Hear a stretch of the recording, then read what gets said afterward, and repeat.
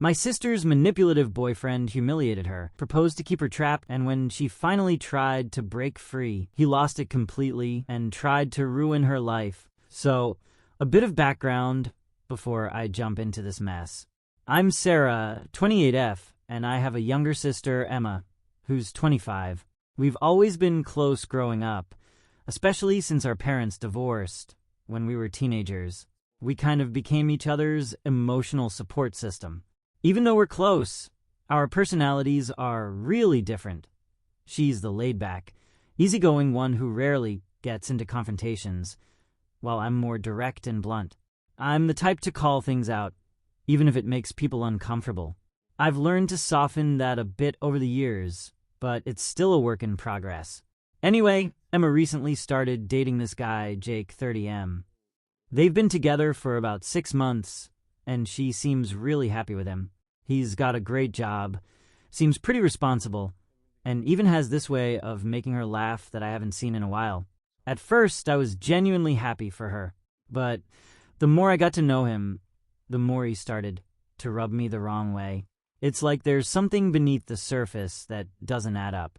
The thing is, Jake comes off as that guy, the one who's always joking, but somehow his jokes always have a hint of something off. I brushed it off because I didn't want to overreact and seem like the overprotective older sister. Fast forward to last weekend. We all got together for a family barbecue at my mom's house. It was supposed to be a relaxed day of grilling, catching up, and just hanging out like we always do. My mom's got a big backyard with one of those wraparound decks, so everyone usually spreads out and does their own thing. It's normally a pretty low-key, no-drama event. But, of course, things didn't go that way this time. Jake and Emma showed up together, and at first, everything seemed fine. They were both in good spirits, and Jake was being extra charming, talking to everyone and cracking jokes. I tried to stay neutral and not read too much into his humor, even when I felt like he was being a little too comfortable too soon. There's being friendly, and then there's just, I don't know, crossing some kind of line where you feel like someone's taking over the whole event. Things took a weird turn when Jake started teasing Emma about her weight. Now, I want to be clear here. Emma is perfectly healthy and beautiful as she is. She's put on a little weight recently, but who hasn't during the stress of the last few years? She's not overweight by any means, and even if she were, it wouldn't be anyone else's business. But Jake kept making these passive-aggressive comments under the guise of joking, stuff like, "Careful with those chips, babe. Don't want to have to roll you home. Or guess I'll have to start calling you my little butterball." He laughed every time like it was the funniest thing ever. Emma looked uncomfortable, but she just brushed it off, kind of smiling awkwardly like she always does when she's unsure how to react. I felt my blood boiling, but I didn't say anything at first because I didn't want to cause a scene. I figured if it kept going, I'd pull her aside and check in privately. But then Jake made the comment. We were all sitting around the picnic table, and he said loudly so everyone could hear, "Emma's put on a few, hasn't she? I guess I'll just have to take her to the gym with me. Wouldn't want her to get too comfortable now, would we?" The whole table went silent.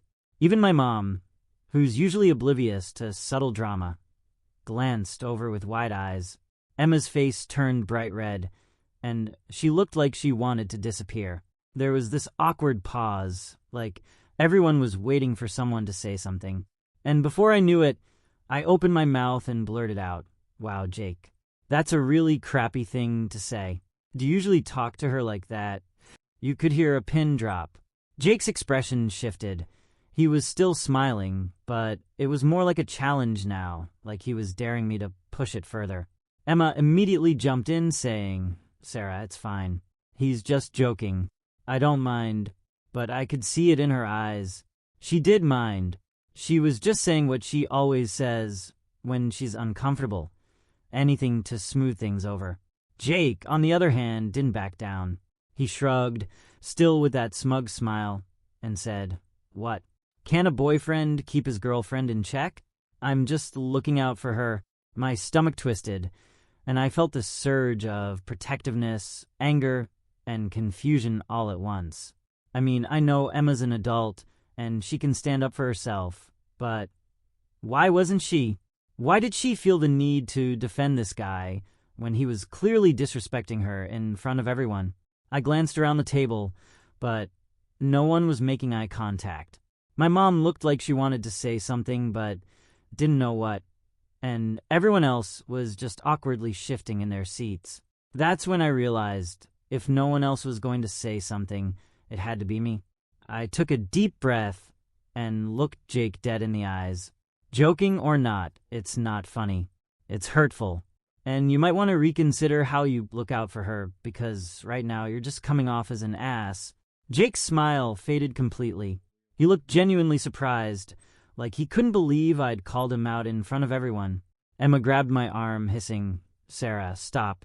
It's fine. I'm fine." But I wasn't about to let it go. Not this time. Not when I could see how much it was hurting her. "No, it's not fine, Em. If you don't want to stand up for yourself, that's your choice. But I'm not going to sit here and watch someone disrespect you."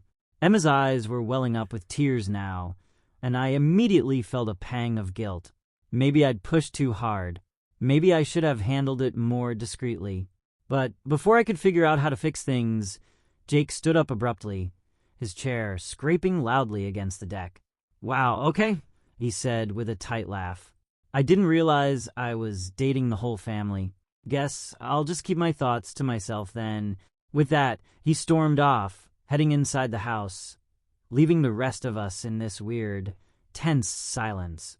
Emma stared after him for a second, then looked back at me with this expression I couldn't quite read: anger, hurt, embarrassment, all rolled into one. "I can't believe you just did that," she whispered, and then she ran after him. I sat there, feeling like I'd been slapped in the face. My mom finally cleared her throat and said softly, "Maybe you should have let her handle it, honey." But I couldn't just let it go. Should I have stayed quiet? Am I the asshole for calling him out like that? After Jake stormed off, everyone just kind of froze. My mom kept glancing between me and the door where Emma had disappeared, looking like she was weighing whether she should follow them or pretend none of this had happened. My uncle shifted uncomfortably in his seat and muttered something about grabbing another beer before making a beeline for the cooler. It was like no one wanted to be involved, and I got it. Family gatherings are supposed to be fun, not filled with drama and tension. But I still felt this heavy pit in my stomach, like I'd overstepped in a way I couldn't take back. The thing is, I'd always been the one who stood up for Emma ever since we were kids. When our dad left, she was the one who stayed up crying at night, wondering if she'd done something wrong. I was the one who told her it wasn't her fault, who made sure she knew she was perfect just the way she was. Maybe I still see her as that vulnerable little girl, and maybe that's my problem, but I couldn't just sit there and watch her be torn down like that. Mom sighed and finally spoke up. "Sarah, I know you're just looking out for your sister, but you have to let her figure things out on her own sometimes." I shook my head. "Figure what out? That it's okay for someone she's dating to talk to her like that?" He humiliated her in front of everyone. He was out of line, yes, she conceded, picking her words carefully. But you calling him out like that didn't help either. Now she's upset, and she's going to feel caught between defending him and being mad at you for making it a bigger deal. I opened my mouth to argue, but then shut it again because I knew she was right. Emma would see it that way. To her, it would seem like I'd put her in an impossible situation. Jake might be the one who said the hurtful things, but I was the one who made it public. I just couldn't figure out if I should have held back or if she needed to hear it. "Give her some time to cool off," Mom suggested gently. "Maybe talk to her later, one-on-one." I nodded, feeling frustrated and unsure. Was I really the problem here?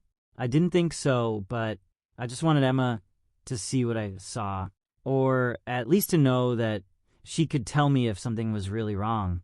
I ended up sitting through the rest of the barbecue in silence, making small talk when people approached, but mostly just picking at my food and staring off into the yard. I couldn't shake the memory of the look on Emma's face, how small and embarrassed she seemed when Jake made those comments, and then how quickly she jumped to defend him, like she was used to it. Eventually, people started trickling out, and I decided I couldn't wait any longer. I found Emma and Jake out by their car. He was leaning against the driver's side door, scrolling on his phone with a tense expression, while she stood nearby, her arms wrapped tightly around herself. She looked up when she saw me coming, and I could see the tear tracks on her cheeks. "Can we talk?" I asked hesitantly, glancing between them. Jake didn't even look up from his phone. "You've already said enough, don't you think?" he muttered, his tone dripping with irritation. I ignored him, focusing on Emma. "Just for a second. Please." She hesitated, and then nodded slowly. "Jake, I'll be right back." He made a dismissive sound, but didn't argue, which was a small relief. I gestured for Emma to follow me a few steps away, just far enough that we had a bit of privacy, but were still in view. I didn't want it to look like I was ganging up on her. I'm sorry if I embarrassed you back there," I started quietly. But what he said wasn't okay. I couldn't just sit there and let him talk to you like that. "You looked hurt." She shook her head, her eyes still red-rimmed. "You don't get it, Sarah. He was just joking. I don't need you to come swooping in every time someone makes a comment about me. I'm not some fragile little girl." "I know you're not," I insisted, my voice softening. "I know you're strong, and I know you can take care of yourself. But why do you always have to brush it off like it doesn't matter? He shouldn't be making jokes like that, especially not in front of everyone. He's not like that," she whispered, glancing back at Jake as if making sure he couldn't hear us. "He doesn't mean to hurt me. He's just teasing." I swallowed hard, trying to choose my words carefully. "But you looked like you were hurt." I could see it. "And it's not the first time, is it? Does he always talk to you like that?" There was a long pause, and for a moment, I thought she was going to open up to me.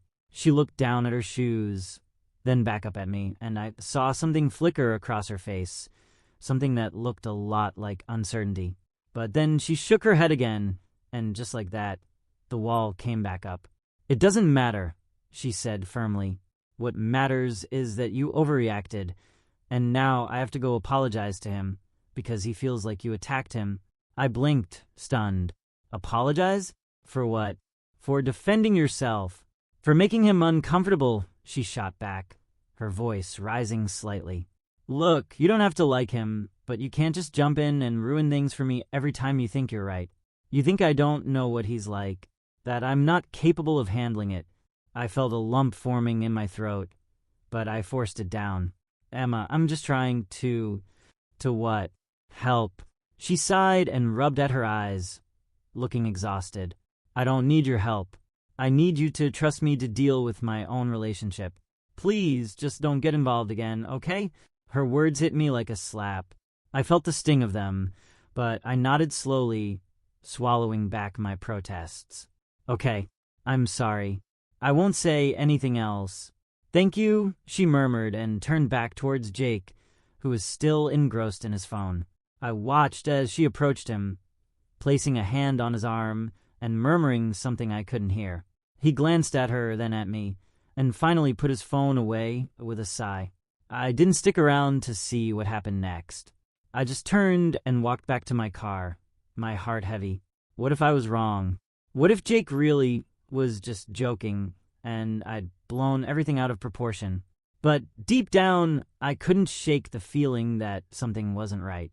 Maybe Emma wasn't ready to see it yet, but I had a bad feeling about where this was all headed. After that night, things didn't get easier. I hoped that Emma coming to me meant she was ready to take the next steps, but instead, it felt like we were stuck in some sort of limbo. She talked to me more openly about Jake, how he'd been tracking her location through some app she didn't even know was installed on her phone, or how he'd gotten upset if she hung out with friends he hadn't approved of yet. She'd say she was thinking about ending things, but then she'd always pull back saying, "But I know it'll get better," or "He's not like this all the time." Each conversation left me feeling more helpless and frustrated. I wanted to march over to Jake's place, rip her out of his grasp, and never look back. But I knew that wasn't how this worked. She had to be the one to make the decision, or else it wouldn't stick. I kept reminding myself that I needed to be supportive, not controlling, even if it was the hardest thing I'd ever had to do. Then one evening, Emma called me again, her voice flat and devoid of emotion. "Jake proposed," she said quietly. My heart stopped. What? When? How? Last night. He took me out to dinner and proposed in front of everyone. It was so public. I couldn't say no. Her voice trembled slightly. He said he wants to prove how committed he is to me and that things will change once we're engaged. I gripped the edge of the kitchen counter, so hard my knuckles turned white. "Emma, you don't have to marry him. You know that, right? Just because he proposed doesn't mean you're trapped." She sighed softly. "I know, but it's complicated. He was so happy when I said yes, and now he's been nothing but sweet. He keeps talking about our future, about how everything's going to be different now that I'm his fiancée. I almost want to believe him, Sarah. But that's the thing, I said, my voice tight with emotion. People like him don't change. He's not going to magically become the perfect partner because he put a ring on your finger. It's just another way to control you." There was a long silence on the other end of the line, and I could almost hear the gears turning in her head. "I'm not sure what to do," she whispered finally. "I feel like I'm in too deep. If I back out now, he'll be devastated. And what if things do get better?" I wanted to scream, to shake her, to somehow make her see what I saw. But I took a deep breath, forcing myself to stay calm. "What about you? What do you want?" Forget what he wants or what he thinks. "Do you even want to marry him?" Her answer was so quiet, I almost missed it. "No," she murmured, "but I don't know how to break it off." My chest tightened painfully. I was losing her, and it felt like no matter what I said, Jake's influence was stronger. He'd built this fantasy in her mind that things could be better, and she was clinging to it with everything she had. "Emma, listen to me," I said softly, choosing my words carefully. "You don't have to do it alone. If you want to leave, I'll be there every step of the way. We can figure it out together, and you can stay with me until you get back on your feet. I'll even help you talk to him if that's what you need." She let out a shuddering breath. "I'll think about it," she said finally, "but I need more time." Time. It felt like that was the one thing we were running out of. A few more weeks passed. Emma was avoiding seeing Jake as much as possible, claiming she was busy with work or family obligations. I knew he was getting impatient, but I tried to reassure her that taking her time was okay. Then one night I got another unexpected call, this time from an unknown number. When I answered a low, familiar voice came through the line. "Sarah, it's Jake." I froze, my heart hammering in my chest. "What do you want?" I asked, trying to keep my voice steady. "We need to talk about Emma," he said curtly. "I know you've been meddling, and it needs to stop." Meddling? Anger flared up inside me, but I forced it down. "I'm just being there for my sister," I replied coolly. "What happens between us isn't any of your business." "That's where you're wrong," he snapped. "She's my fiancée. And ever since you started putting ideas in her head, things have been strained. I don't appreciate it." "Well, I don't appreciate you treating her like she's your property," I shot back, not caring anymore about holding back. "She's her own person, Jake. You don't get to control her, no matter what you think." He laughed, a harsh, humorless sound. "You think you know her so well. You think she's going to choose you over me? We're engaged, Sarah. We're planning a life together. Stop trying to sabotage us." I felt like I'd been punched in the gut. There was something so chilling about the way he spoke, like he genuinely believed he owned her. "Emma deserves better than someone who tracks her every move and tries to isolate her from her family," I said firmly. "If you really cared about her, you'd see that." "Don't tell me how to love her," he snarled. "Just stay out of it. or you're going to make things worse for her. Is that a threat?" I demanded, my heart racing. There was a long pause on the other end of the line. "It's a warning," he said finally, his voice low and menacing. "Emma's going to realize that she belongs with me, and when she does, I don't want you poisoning her against me anymore." The line went dead. I stood there, staring at my phone in shock, my hands trembling. What the hell was that supposed to mean? I knew Jake was controlling, but this was a new level. And the worst part was I couldn't tell Emma about it. If I did, he'd just twist it around and make it seem like I was trying to drive a wedge between them. He was already planting doubts in her head, making her question my motives. But I couldn't ignore it either. I needed to find a way to get through to Emma before it was too late, before Jake's warning turned into something far more dangerous. I wish I could say that Emma's decision to leave Jake marked a turning point where everything got better. But life's rarely that simple, and with Jake, it was a lot more complicated than I'd ever imagined. The day Emma decided to break up with him, I stayed by my phone, ready to drop everything and rush over if she needed me. I kept texting her words of encouragement, and each time she replied, I could feel her anxiety and fear through the screen. Finally, around 7 p.m., she sent me a message that made my heart race. "I'm going over there now. Wish me luck. Call me the second it's over." I texted back immediately. My stomach twisted in knots as I paced around my living room, unable to focus on anything else. I knew she was strong, but Jake's reaction was unpredictable. He'd already shown a possessive, almost obsessive side, and the last thing I wanted was for him to lash out. Minutes felt like hours as I waited. I tried watching TV, scrolling through my phone, even making a cup of tea to calm my nerves, but nothing helped. Then at 8:30 p.m., my phone buzzed. It was Emma. "Can I come over?" she asked, her voice barely audible. "Yes, of course. Are you okay?" I tried to keep the panic out of my voice. I just need to talk to you," she murmured. "I'll be there in a few minutes." I waited by the window until I saw her car pull into my driveway. The moment she stepped out, I knew something was wrong. She looked completely drained, like she'd aged 10 years in the span of an hour. Her face was pale, her eyes wide and haunted. I rushed out to meet her, pulling her into a tight hug. "What happened?" I asked softly, trying not to overwhelm her. She didn't answer right away. We went inside, and I led her to the couch. She sank down like all the energy had been sucked out of her. When she finally spoke, her voice was trembling.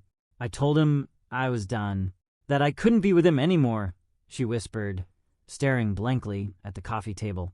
At first, he was calm, like too calm. He said he understood and that he just wanted me to be happy. He even offered to help me pack up my things from his apartment. A chill ran down my spine. That doesn't sound like him at all. Emma nodded, a bitter smile tugging at her lips. Yeah, I thought it was too good to be true, but I took him at his word, so I went with him to get my stuff. And while I was packing, he lost it, Sarah. "What do you mean?" I asked quietly, my heart pounding. He started yelling, throwing things. He called me ungrateful, accused me of cheating on him, said I'd never find anyone who'd love me like he did. I tried to leave, but he blocked the door and just kept shouting. Her voice cracked, and she glanced up at me with wide, teary eyes. "I thought he was going to hit me, Sarah. I really did." I felt a surge of fury and fear. "But he didn't, right? You're not hurt." She shook her head quickly. "No, he didn't touch me. But he grabbed a picture frame off the wall and smashed it." I just stood there, frozen. Then he started crying, like full-on sobbing, and kept begging me not to leave. It was like he was flipping between being furious and being this broken, desperate person, and I didn't know what to do. Tears spilled down her cheeks, and I wrapped an arm around her shoulders, holding her close. "It's okay, Em. You did the right thing. I'm so proud of you for getting out of there. But I'm not out," she whispered. "Not really. He said if I left him, he'd make sure I'd regret it. that he'd show everyone who I really am and ruin my life. And the worst part is, I think he meant it. I pulled back to look at her, my heart aching. Emma, he's just trying to scare you. He doesn't have that kind of power. But what if he does? She asked, her voice trembling. He knows so much about me, about my work, my friends. He said he'd tell people I was unstable, that I was the one being controlling. What if he turns it all around on me? I took a deep breath, choosing my words carefully. If he tries, we'll handle it together. You have people who love you, who know the truth. He can't control you anymore. She nodded slowly, but I could see the doubt in her eyes. This wasn't over. Jake wasn't going to let her go that easily. The next few days were tense. Emma stayed with me, not even going back to her apartment. She took a few days off work, too, saying she needed time to process everything. I knew she was trying to be strong, but I could see how on edge she was, jumping at every sound, constantly checking her phone. And then, one evening, she got a text from an unknown number. I hope you're happy, Emma. You've ruined everything. She showed it to me with shaking hands, and I felt a surge of anger. I wanted to call him, scream at him, do something to make him back off. But Emma just shook her head. Let it go, Sarah, she said quietly. That's what he wants, to get a reaction. He's trying to bait me into responding, so we stayed silent. And slowly, things started to improve. Emma moved her things into my guest room and began looking for a new apartment. We talked about everything and nothing, like we used to, and I could see her gradually becoming more like herself again. But I should have known Jake wouldn't give up that easily. One evening, Emma's phone rang. She looked at the screen and went pale. It's Jake's mom, she whispered. I frowned. Do you want to answer? She hesitated, then nodded and put the phone on speaker. Hello, Emma, honey. I'm so glad you picked up. Jake's mom's voice was shaky, almost frantic. It's Jake. He's in the hospital. What? Emma gasped, sitting up straighter. Why? What happened? He tried to hurt himself, she sobbed. He left a note, saying he couldn't live without you. Please, can you come see him? He's asking for you. He said he just needs to talk to you and he'll get better. Please, Emma. I could see the turmoil in Emma's eyes. She glanced at me, looking torn and scared. But then she took a deep breath and shook her head. I'm sorry, she said softly, but I can't. It's not safe for me to be around him right now. Please tell him I'm sorry he's hurting, but I need to stay away. Emma, please. Jake's mom begged. You're the only one who can help him. But Emma stayed firm. He needs professional help. I'm not qualified to give him that. I'm sorry. She hung up and immediately burst into tears. I hugged her tightly, whispering that she'd done the right thing, that she wasn't responsible for Jake's choices. But I knew this was going to haunt her. A few days later, we got an update. Jake was going to be okay. He'd be getting therapy and treatment for his mental health, and his family had agreed not to contact Emma again. It was the closure she needed, even if it left a bitter taste. Slowly, Emma began to heal. She found a new apartment, and I helped her move in. Jake's name didn't come up as much, and each time it did, I could see she was stronger, more confident in her decision to leave. I knew she'd carry the scars of that relationship for a long time, but she was moving forward.